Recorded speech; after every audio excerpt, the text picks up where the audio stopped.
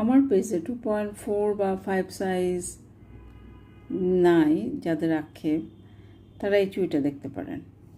এটা সাইজটা 2.6 পুরোপুরি না, 2.5 আমরা বলতে পারি।